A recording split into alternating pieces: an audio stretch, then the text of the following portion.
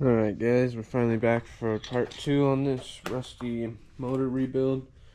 It's been sitting in the garage for probably like 4 or 5 months. Haven't really had any extra time to come in here and do anything. So yeah, the car it's hard to see on camera, but it is completely covered in cobwebs. So I did like 7 bug bombs in here last night and made sure that we're not going to have a bunch of bugs crawling around. And then yeah, so in this hand you can see I got some engine paint. Probably gonna clean all this off, vacuum up as many webs as I can, and then just kind of clean up a little bit and get this fucking block painted yellow.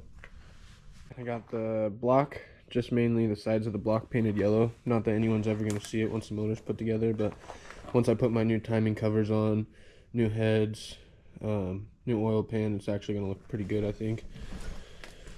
But we did go ahead and get all the spider webs cleaned up. We'll probably end up pulling this front clip off just so it's easier to access the engine bay and makes it easier for when we do go to pull that. And then we're going to let the paint dry here for a little bit. Then I'm gonna go ahead and vacuum up the the heads and the intake. Make sure there's nothing in those. Air them out, and then go get the gasket kit. Put all the new gaskets in. We'll do the oil barbell. Let's see. I guess we can't really do the rear cover because we need the pan, but we can do the front timing cover also because I just let it run hella hard on that. I didn't really care. I just wasted the rest of the can on that cover.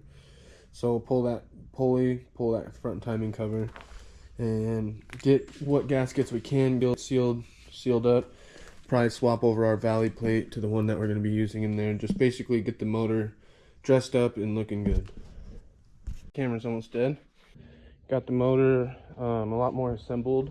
However, I was running into an issue where the head bolts were like rusted on the inside.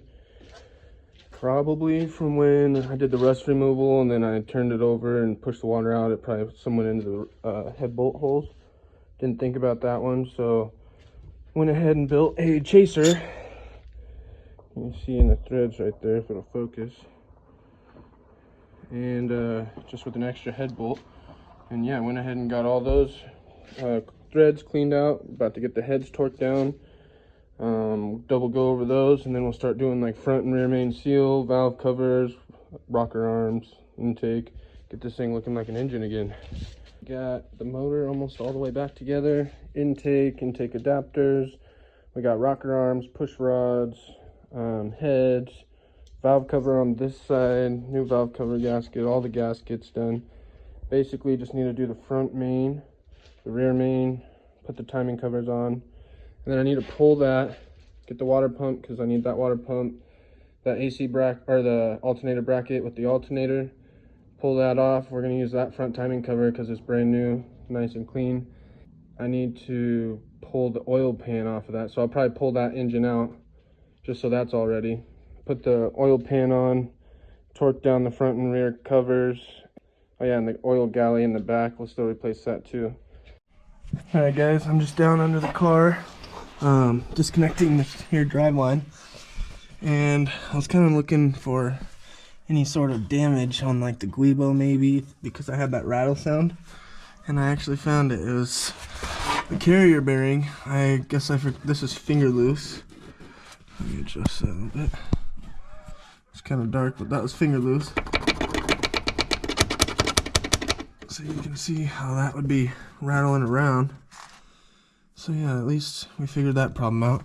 Got the guibo bolts off, about to take off the slave, undo these tranny mount bolts, and then the wideband, pop that header out of there just so we have a little bit more wiggle room, and then disconnect this here shifter, and I think that's gonna be it. So I'll go ahead and just pull this little pin. You got this little pin here, and then you can just usually it just wiggles right out. Let me set the pin down.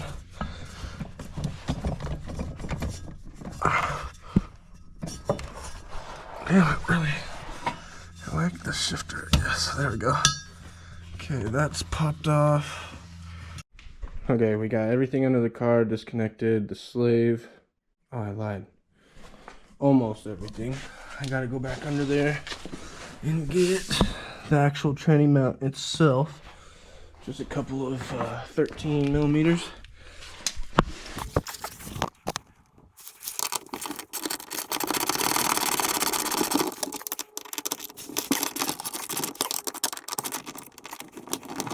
We got everything disconnected: motor mounts, slave, tranny mounts, driveline, shifter.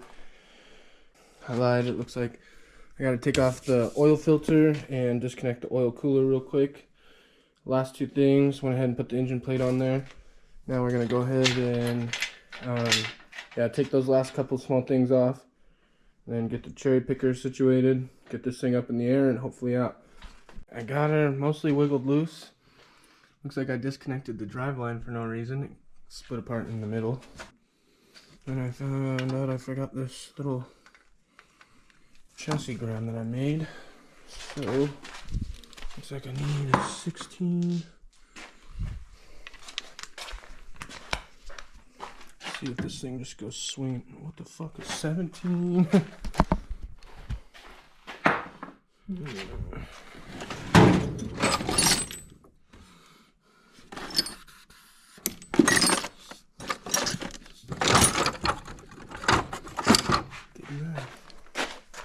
Let's see. It's a lot of tension on this. I have a feeling it's just gonna swing over here. Oh shit. Looks like we don't want that to happen. Not yet anyways. Let's wedge that in right there. Let's see. I think everything else is looking like it's gonna clear. I did get caught up on this oil line, so almost guaranteed to have to redo that one. And yeah, I fucking knew it, boys. I knew that was gonna happen. Looks like my other header is getting beat to shit down here. Now that one's at least on the ground. I got the mounts over the frame. Alright, I'm gonna set you guys down. Try and get this done, or get it out.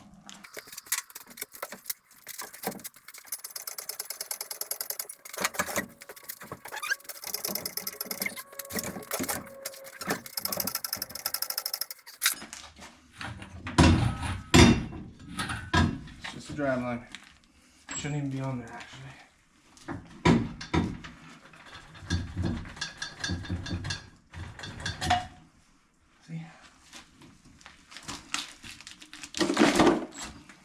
Drive line was stopping us, and we are out. Well, boys, motor is out of the car.